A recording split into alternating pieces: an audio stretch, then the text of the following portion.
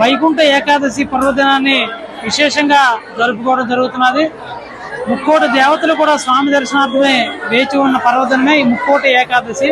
ఈ ఏకాదశి ధనుర్మాసంలోనే వస్తుంది.